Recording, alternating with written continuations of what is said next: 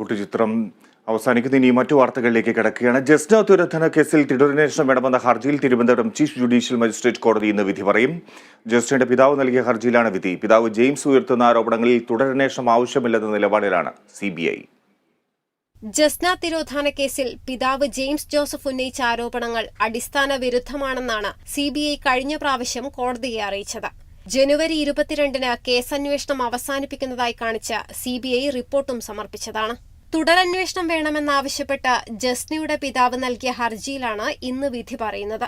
പിതാവ് ജെയിംസ് ഉന്നയിച്ച ആരോപണങ്ങളിൽ വിശദീകരണം നൽകാൻ കോടതി ആവശ്യപ്പെട്ട പ്രകാരം CBI ഇൻസ്പെക്ടർ നിപുൽ ശങ്കർ നേരിട്ടെത്തിയാണ് പിതാവിന്റെ വാദങ്ങൾ കോടതിയിൽ തള്ളിയത്. ചില പ്രധാന കാര്യങ്ങൾ CBI അന്വേഷിച്ചിട്ടില്ല എന്നാണ് ജസ്നയുടെ പിതാവ് ജെയിംസ് ജോസഫ് ഉന്നയിക്കുന്ന ആക്ഷേപം. കാഞ്ഞിരപ്പള്ളി SD കോളേജിൽ 2ാം വർഷ BCom വിദ്യാർത്ഥിനിയായിരുന്ന ജസ്നയെ കാണാതാവുന്നത് 2018 മാർച്ച് 22-നാണ്. തുടർന്ന് അന്വേഷണത്തിൽ പോലീസിനും ക്രൈംബ്രാഞ്ചിനും ഒരു തുമ്പും കിട്ടാതായതോടെയാണ് കേസ് ഹൈക്കോടതി നിർദ്ദേശപ്രകാരം CBI ഏറ്റെടുത്തത്.